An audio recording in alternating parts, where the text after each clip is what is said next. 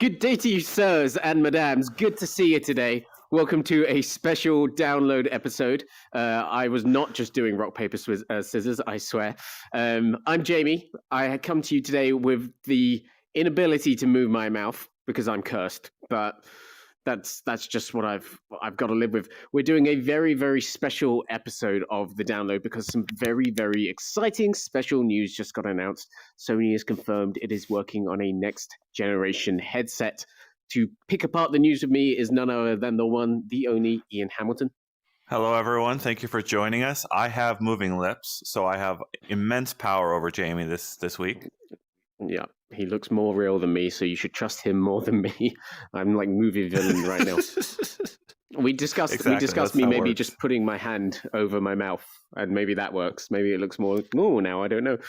Ian, how excited are you to hear about PSVR 2 or PS5 VR on a scale of 1 to 10? I'm so excited. You know what? I'm so excited I'll be able to turn around in a PlayStation headset. I'm excited to have the days of you trolling us about PSVR over with, hopefully. I mean, we don't know what it's going to do yet. Hopefully, too. Yeah. So let's just quickly pick apart. You probably read either our story on the website right now or the PlayStation blog. But if you haven't, go to Upload VR. Don't go to the PlayStation blog because we wrote it better. What's happened today is that CEO Jim Ryan, CEO of Sony Interactive Entertainment, which is the PlayStation division of the wider Sony Corp, came out on the PlayStation blog and said that yes, they are developing a next generation VR headset. He did not call it PSVR 2. He did confirm that it would run on PS5 by a single cord connection. And he said that there will be improvements along the lines of better resolution, better field of view, better tracking, better input. It's not coming out this year, but it didn't necessarily say it's coming out next year either, so could be very far in the future. And he also said that there is a new VR controller, which was a bit of weird phrasing, but I'm assuming he means a singular version of what will be two motion controllers, with some of the features that we've seen in the new DualSense controller for the PS5, which includes things like resistant triggers when you squeeze down on the R2 and L2 buttons, and improved haptics. Lots to get through here. I think we should start. I want to start by just saying how relieved I am. Because I have been very vocal on Twitter and on actually in editorials and whatnot, saying I didn't necessarily think this headset was a given ever since Jim Ryan took over as CEO of the PlayStation division. And in fact, some of his more recent quotes actually didn't give me a whole lot of confidence. Famously, just ahead of the launch of PS5 last year, he said that we are more than a minute away from the future of VR, which had a lot of people speculating about what it meant. I personally thought that meant we would probably see PSVR 2, but I didn't think we'd be seeing it this soon, even though we haven't technically seen it. There's no screenshots or anything today. And yeah, yet. So I doubted it. Ian, did you always think they would come back with a new PSVR, or did you think they were out of the game? I didn't think either way. I was in the same boat as you. I was worried, concerned that it was going to be a one and done thing for Sony. It's a pretty significant moment to legitimize the VR market this way, right? I mean, there's so much perception out there that VR was dead, is dead, will be dead, whatever way you want to word it, and knowing that Sony sees enough potential in it to double down makes it, people wake up to the fact that Facebook is doing so well with Quest, and Apple's on its way, and it does. Here we are on the second wave, and it's actually, it's actually bigger than the first one. Yeah, and I want to take some of what you said and just apply that to a quote that Jim Ryan had today in an interview with GQ, which again you can read on our site, and we wrote it better, so read it there. He said, speaking about the wider VR market, he said, more importantly, we see VR as something beyond this coming iteration, so this one that they've just announced today, that could be really big and really important. Now, I think that's a very interesting quote, and I think it's going to feed a lot of what we talk about today, starting with the specs, which is the cord. that's already had some kind of strange reactions on Twitter, because some people, obviously being very familiar with the original PSVR setup, which was such a headache, the idea of a single cord connecting to your console is a big step up. But obviously we're in the age of the Quest 2, which doesn't need any cords. You just turn the thing on. It's on my head right now, and I'm sitting on my sofa with no other clutter about me. It's great. What do you think about that mention of the cord? Do you think it's something we should take at face value right now? And are you worried by that mention? It's very interesting, the verbiage of the cord, right? Mm-hmm. And the way they refer to this as potentially not a PSVR 2, right? They could have named it today and gone with what everyone expects, but why would you name it PSVR 2 if like we're on Quest 3 by the time this thing hits the market? Like it makes it seem like it's a generation behind to the normal viewers. But of course, I think there's an opportunity for them to have it be, they have to have the cord there, and they have to have it run from a PlayStation 5 to ensure all the backward compatibility with um, all the PSVR 1 content. So it needs to connect to a PS5, and it needs to show developers that there is an upgrade path from the current generation PSVR to a new generation, and it's going to be better in every important way. But that doesn't completely close off the possibility that there could be a wireless mode. And I think it's going to be real interesting to see. There's all the PSVR people out there who have never had wireless, and they're going to love having an upgrade over their 4-year-old VR headset. But there's also this new generation of people who have gotten used to the wireless Quest, and even imagining going back to a wired system would be absurd to those people. And so like I think you've got to serve both of those audiences come 2021 or 2022. Yeah, and again, there's another quote from a couple of years ago. There's another quote from a couple of years ago I want to pull out here, just on the back of that, which is one of the biggest indicators that we had that PSVR 2 was coming over the past couple of years was that the head of R&D at Sony Interactive, Dominic Mallinson, gave a talk in 2019 outlining a lot of what could be in a potential next generation headset. Again, didn't specifically say it would be a PlayStation headset, didn't say PSVR 2, but he does R&D for Sony. He said what to expect in the next generation of headsets, put the two and two together. And what he said, very interestingly, along the lines of, well, yes, he said there will be better resolution, better field of view. So 2 things we've heard today. He also said, on the subject of wireless, there's one easy way to do it, I quote. Here's a wired headset, he said, speaking to VentureBeat. You can take the wire and replace it with wireless, and then you can have a range. So you have an introductory model and a high-end model. That's something we've done with PlayStation 4, in other words, talking about the PS4 Pro, and that's something we could do with PSVR. So it's very possible that today's headset that's being mentioned is like a introductory model. It's also that, could later be expanded upon. I mean, we're at the start of PSVR's life. PS5's life, it's going to be like a 7-8 year life cycle again. And there's plenty of room to upgrade in that time. Or it's possible that, it could be very sly wording here that they say, yeah, it connects to PS5 with a single cord, but also you don't need that cord. Could be one of the big revelations in the future, potentially, right? So I certainly hope. We've been talking about so much about how if Sony were to do PSVR 2, what it would have to do to step it up in the face of Quest 2, right? And wireless is something we keep coming back to. Yeah, Heaney and I have been discussing this at length. There's so many different ways to kind of get your head into VR, right? And you can have some processing in the headset, some processing in a device nearby, split some of those things so that some of the processing is over here in the headset and some of it's over in the device.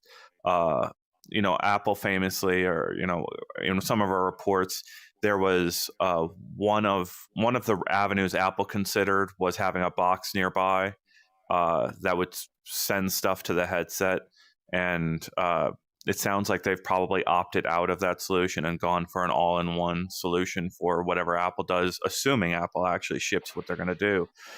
But with the thing that always comes back to with these situations is cost.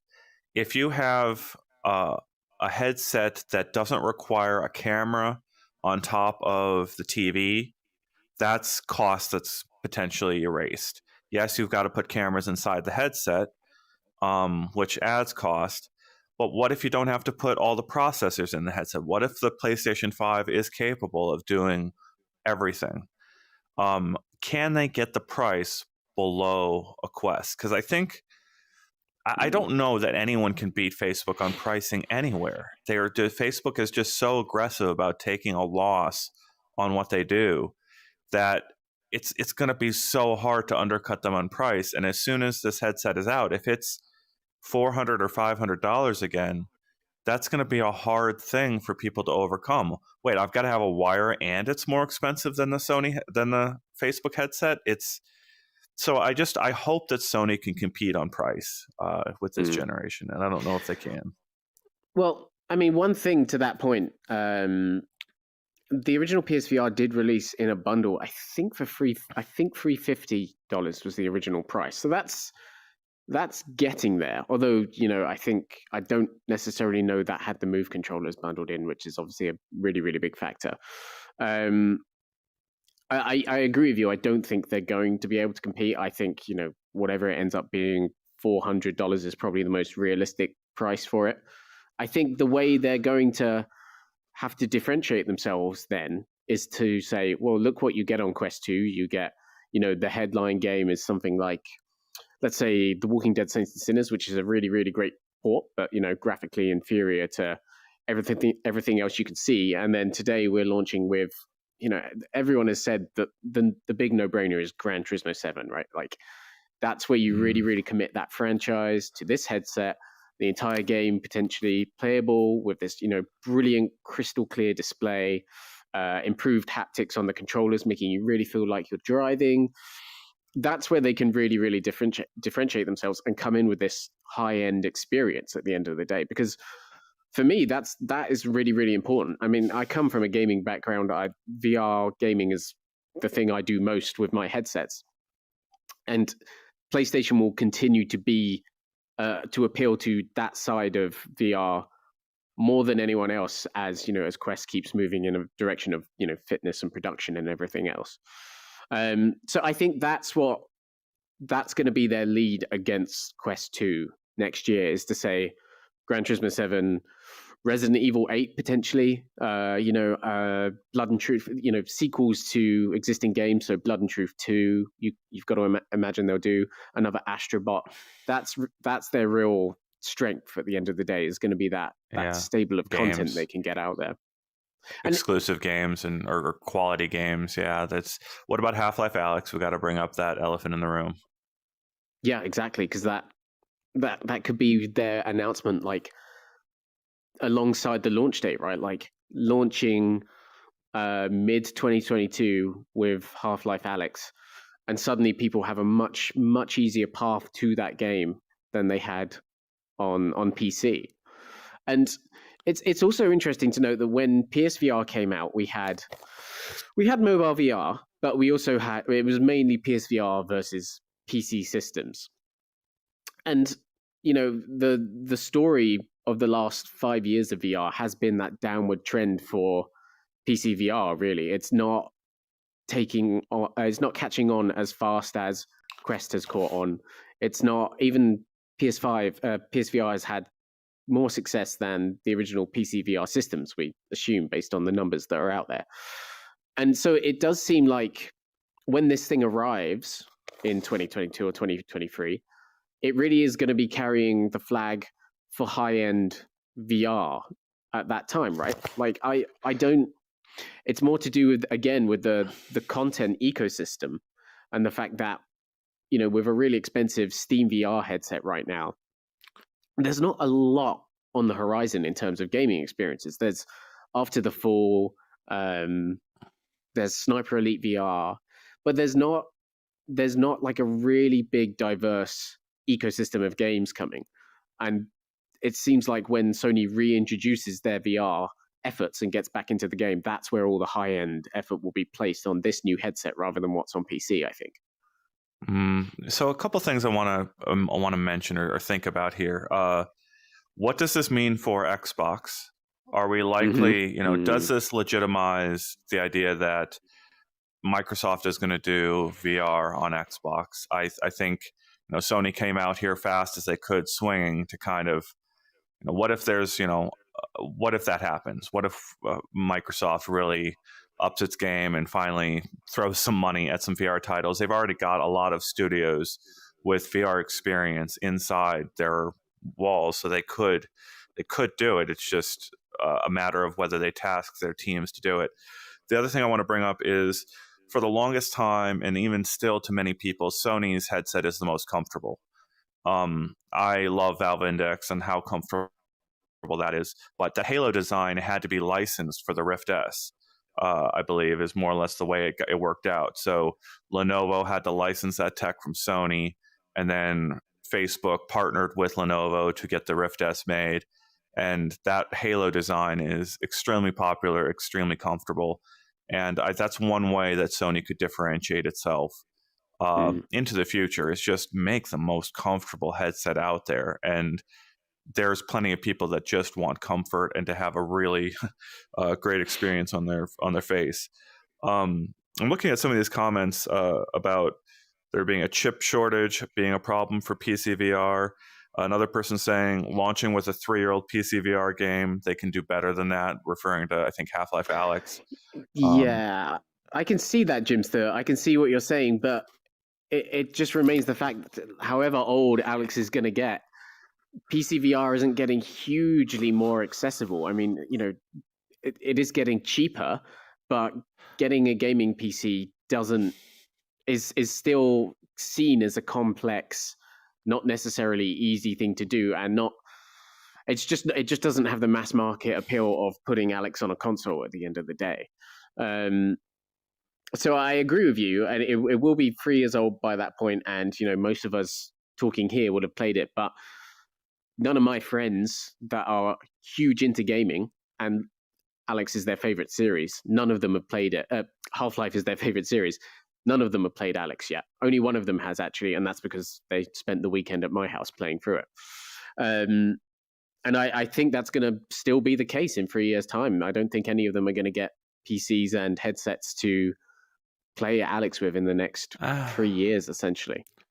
We'll see. We'll have to see what Valve does. I think they're kind of like in a waiting period. It took them such a long time to get Index out into the market, and then COVID hit, and that they've got a lot of catching up to do to make sure that they're able to keep up. But if you look at the top sellers week after week, Index is still up there, and it's still holding its own. Facebook is still eating the pie of Steam usage, so they're like increasing how much of the 100% of the market is, all made by Facebook headsets. So Quest 1, Quest 2, Rift S, Rift. When you combine all of those, it's well over 50% of the headsets in use on Steam are Facebook headsets. But I think the thing we really need to clarify, you were careful in your how you talked about this, but we need to make it crystal clear that PCVR still is on the rise. I mean, there's still more people adopting PCVR headsets than ever before. So it's on its way up. It's just, to your point, it's like the number of people buying Quests seems to be outstripping PCs. And I say all that because Valve still should consider inside out. Valve recognizes the benefits of inside out tracking. I think it just believes that Steam VR tracking is superior to that. So can they build a system that does both, that gives you inside out tracking for a very cheap, inexpensive entry-level setup, and then upgrades to Steam VR tracking if you want, the best behind the back movements tracked, everything. I would love to see Valve pull that off. And then, of course, I wonder if Valve would ever think about doing another generation of Steam Machine and actually do it themselves. So if you combine inside out with a less, inexpensive PC that's easy to use and still customizable, you might have a package there that could expand PCVR in significant ways.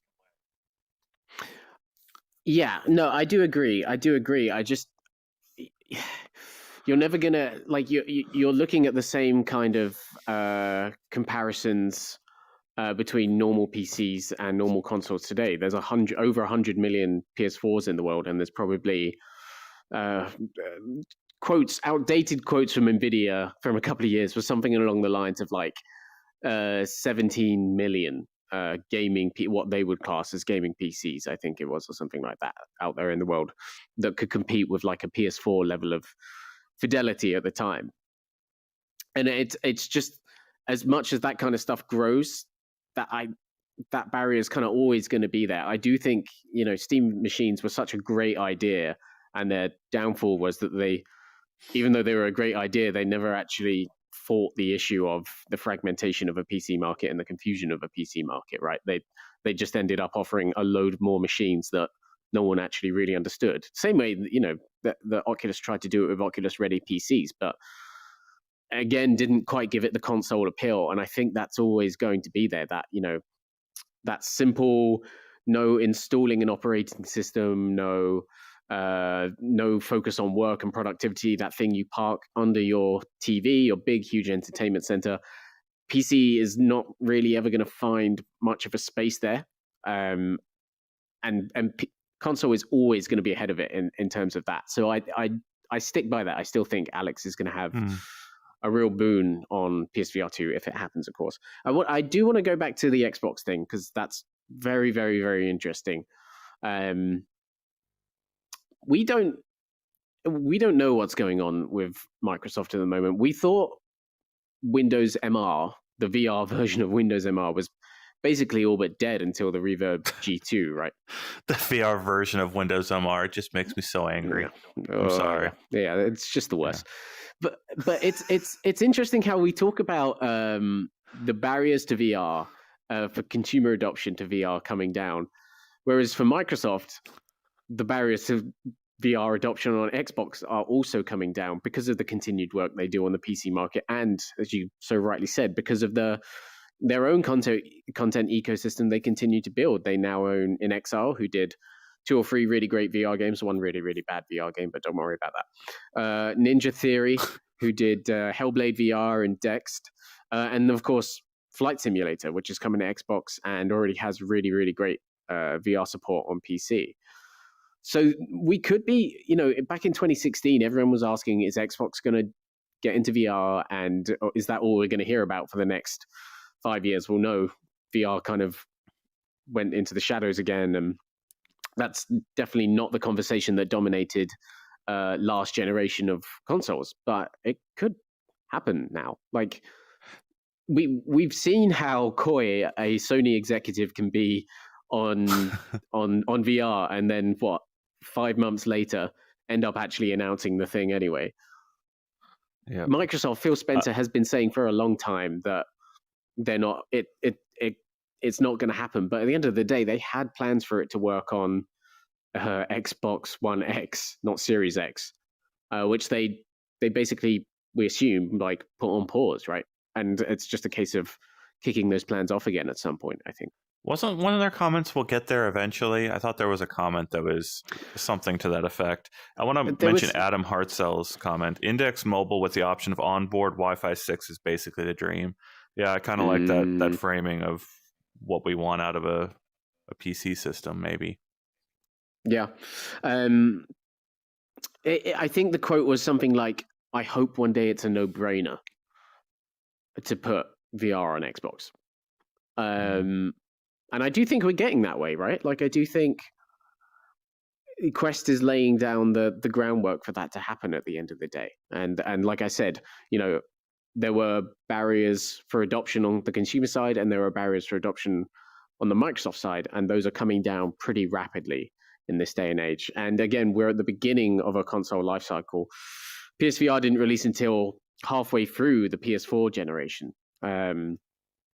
So I think, it's all to play for in these early days. In the next 3 years, they could both become fully kitted out VR systems. I wonder. Sorry, you were going to say something.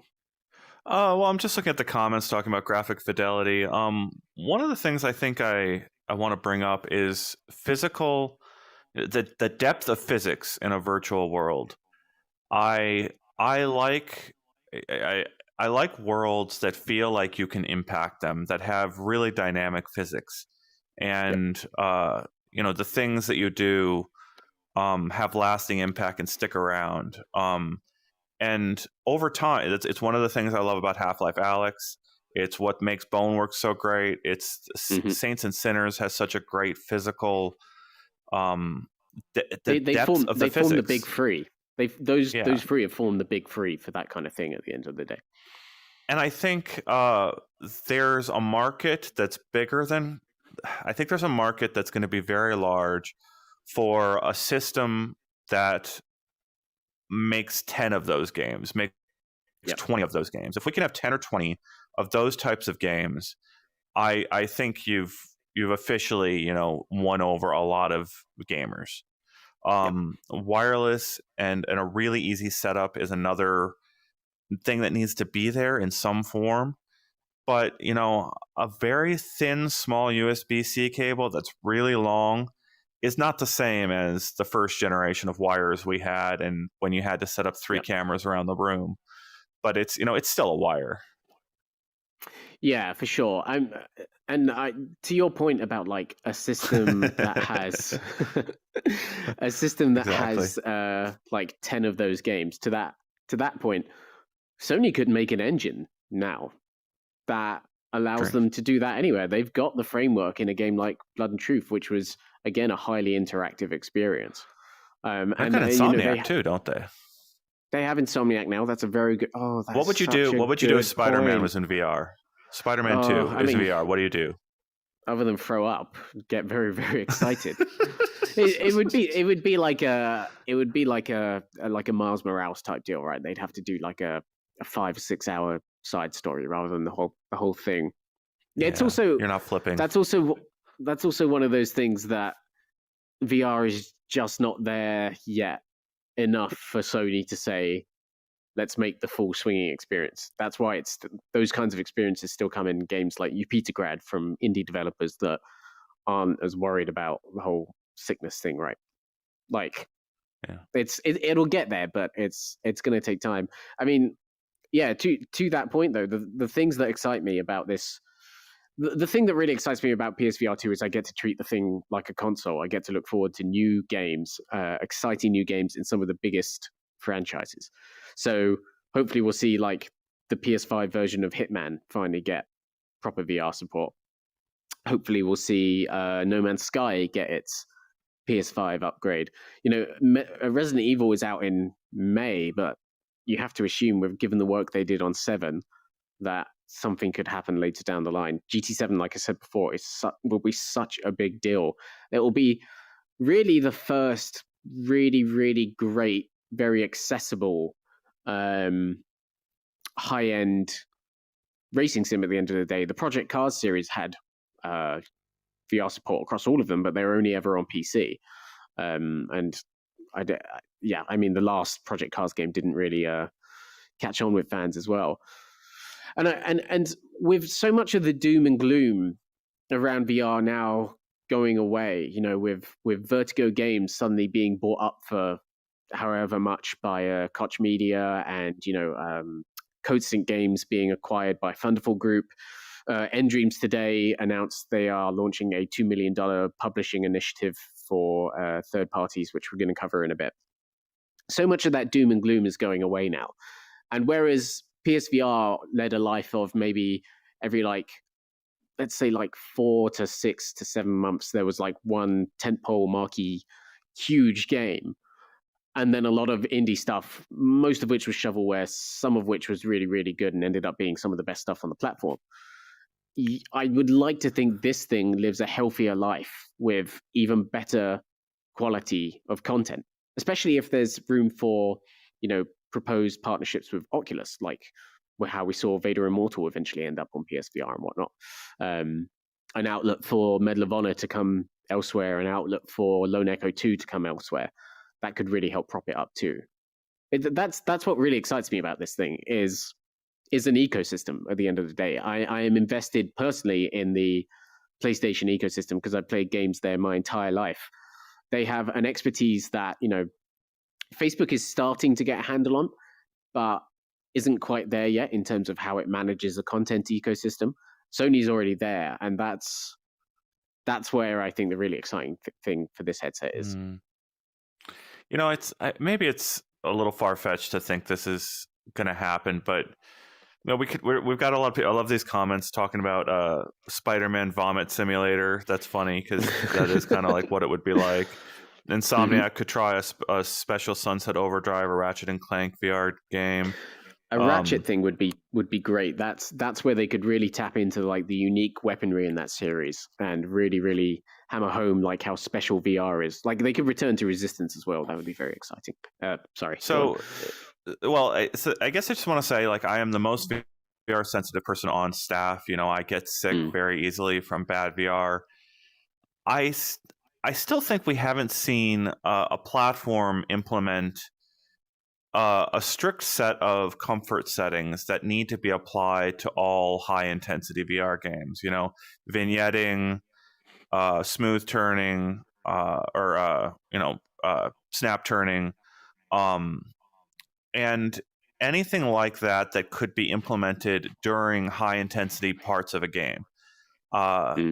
I want to see Gran Turismo. Or not Gran Turismo. Grand Theft Auto in VR would be such a huge draw. So would Red Dead Redemption 2. And the problem is, when you run your horse off the cliff, you don't want to be tumbling in VR. And I would love to see a platform implement some kind of very clear terms to developers of how to handle that for the user in VR, where you don't get sick, or you just reduce that to a much smaller percentage than we have today. And I don't know if it's too far-fetched to imagine that ever coming to pass, but we've had half a decade now of development in VR. It seems like a platform could kind of come out and say, these are the things you do, or if you do them, here's how you handle it with software. And the other really important thing to that point is how much bigger is the field of view with this thing? Because they've said it's going to be bigger. And, if you have a bigger field of view, you're taking in more of the world. Motion can get even harder to take in than it already is, right? Like if you're perceiving more of that, if you're that much more convinced, you can get much dizzier. And that's something we haven't actually really had to contend with so much in VR yet, because field of view has really stayed around the same, between 100 to 130 degrees or something is probably, I think that's what the index goes up to, isn't it? 130. I could be wrong. 120-ish, somewhere in there. It depends how you measure it. And 115 says Heaney. And it changes based on how you adjust the dial on the side of it too. So if you have the wrong settings, your field of view is less. So it'll be interesting to see if that. I mean, you have to imagine it's probably just incremental, and maybe they've got another 5 or 10 degrees in there. But it'll be definitely interesting to see if they manage to greatly expand upon that. It'll be interesting to see if they manage to match Quest 2 in terms of resolution, which I think has to be the absolute baseline for this thing, right? Like, you can't go below that in 2022. We're at the point now where screen door effect, it's still there, but it isn't so much of an issue as it was in those original headsets. And you just can't ask people to commit to a 4-year, 5-year investment that still has that issue, I don't think. So I think Quest 2 is the absolute baseline for what you should hit on resolution. And then in terms of the controllers, we didn't touch on this so much because the moves are just, we've said it a million times. The moves are just awful. They're just terrible, terrible, terrible things.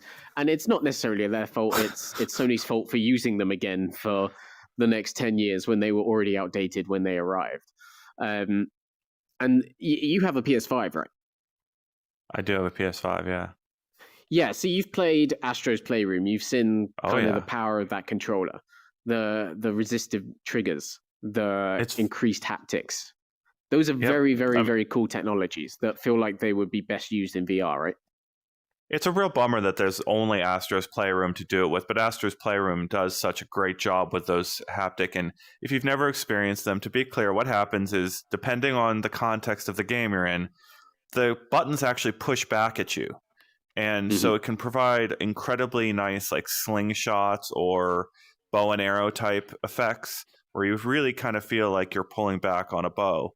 And the thing about it is, it's kind of silly, is I've shown Astro's Playroom to everyone I can, and they're not as blown away by it as me, as like this close VR watcher who knows, Mm. put this in a VR controller and it's going to blow your mind a lot more than it does just on a PS5. Yeah, and expanding on that, the other thing that we've been covering patents and research videos from Sony extensively over the last couple of years, and the thing we've seen time and time again in those patents and research videos is Valve Index style finger sensing. We've seen Sony labeled patents with like pressure sensors on the grip of the controller that can tell when it's resting on the controller or if it's bending out further. So then you have the idea of, well, like grab the gun, wrap your fingers around it, and feel the pull of that trigger. That does seem like it could be a very significant leap in terms of immersion, something that's not on Quest 2 or the Reverb G2 or even the Index, which I think that's really, really exciting too. And like, you could start building worlds around the idea where pressing the button is actually this trigger here, or maybe there's more resistance elsewhere in the controller that will help you really feel like interactions with other things. There could be huge steps there they're not really talking about yet. Yeah, pulling the top back and pulling the trigger and all those things. There's a lot of ways to kind of enhance the overall, but even just the resistance on the trigger and having that dynamically, having it be, if you've got a rifle or a handgun, and having the resistance be different or have the kick be different, could be just dramatic. But that also relates to price, right? The more tech that they put into those controllers, the more expensive the overall system is going to be. And as we see with the Index, it adds up when you've got tracking base stations, the top of the line headset, these controllers with so many parts in them. And obviously we expect Sony to try to be, compete on price in some way. I just don't know where they're going to land. Yeah. And that's kind of a good segue again. The other really, really interesting quote from Jim Ryan today was he described this as a new format, a completely new format, which to me, first of all, we've speculated that means it won't be called PSVR 2, and I think that seems quite likely. There's a couple of other things to say about it, but immediately that also says to me that potentially, finally, we're going to get a VR hub inside our PS5s. We're not going to be working with a virtual screen anymore, as we did for 5 years on the PS4. I turn on my PSVR on PS4 now, and I almost forget that they still want me to use the trigger of the moves and then flick the controller to get through the virtual screen, which is just the worst thing ever. I think there's significant appeal to building that ecosystem again on PS5, that once you put on this PS5 VR headset, you are not just in your menu, but you are in, kind of an Oculus Home kind of space. One thing I've always thought would be really cool is if you take the cinema screen that all these headsets offer, and you kind of build maybe nostalgic 90s themed rooms for your PS1 when you're playing PS1 games or your PS2 or whatnot. I think that could be really cool. There's so much opportunity for them to expand on the foundation they laid with the first one outside of that and do some really, really cool things that, potentially you could put this thing on your head and you won't ever have to actually interact with the console on a TV like you normally would at all. I think there's some real potential there because they have so much room to grow. Yeah, I just was wondering how much the pandemic has affected Sony's plans. But we talk a lot about this, that the world has changed so much and we're stuck indoors a lot more because of the pandemic. And so a lot of these tech companies specifically are allowing work from home, changing all their policies to allow work from home to be a more common thing. And I guess I'm wondering, I miss the movie theater, right? And we talk all the Mm, time about the social experience of big screen, but I would, I so want to go to a movie and go sit in a movie theater again. And these VR headsets are they're just so close to matching that experience of going to the movies. It's not quite, mm, no, there's still some things missing from going to the movies, but I still so want that movie going experience. And that's something we kind of expect Facebook to try to pull off in a really big way, is making that social movie watching experience such so easy to do.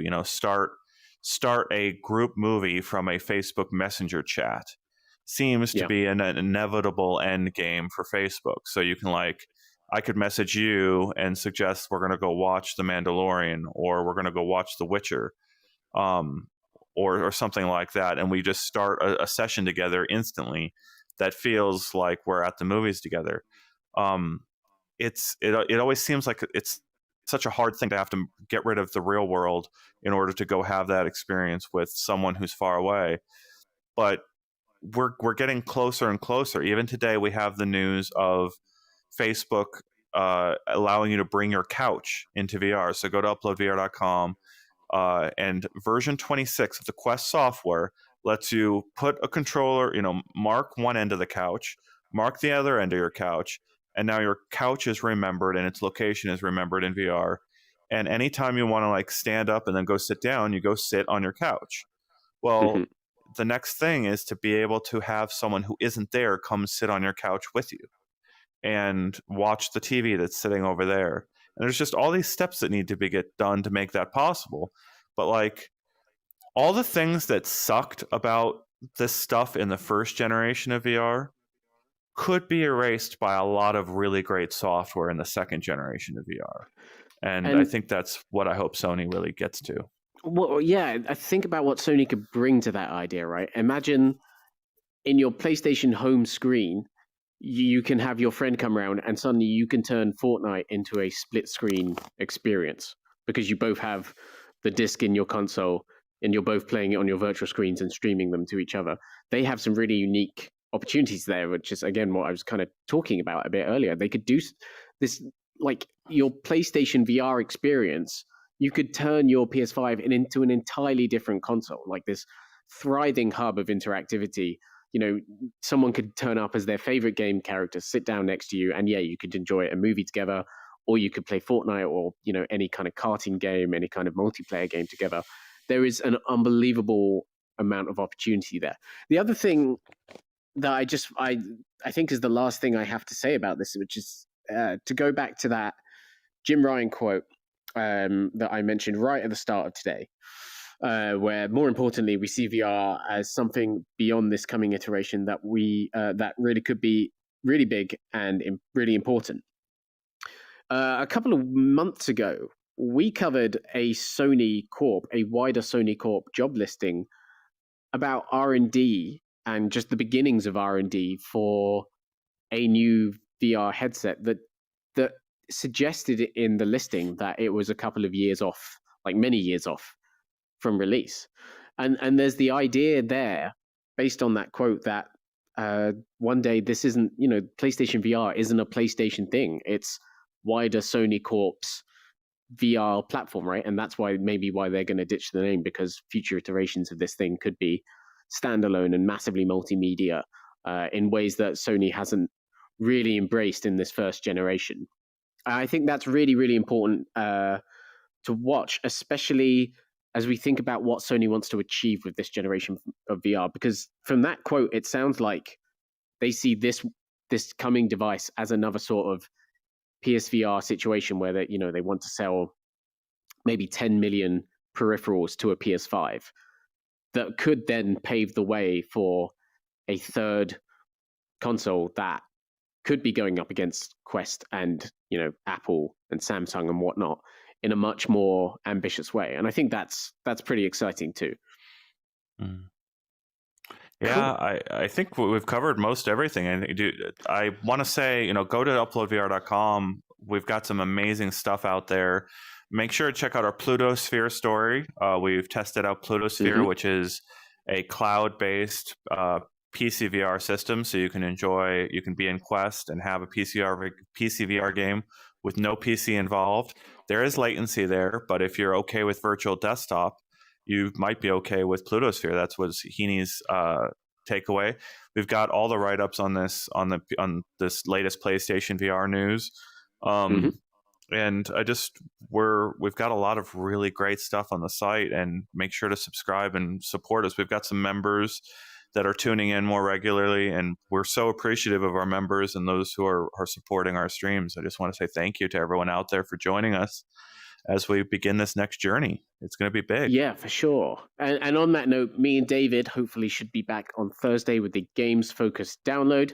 No doubt we'll be talking much more about PSVR 2 then, and some new content that's coming out, which is going to be great. We should have some more streams going live this week. We were meant to be playing Until You Fall today, but then Sony announced a new headset, so that's probably not going to happen now. But we might be back tomorrow. We'll let you know about that.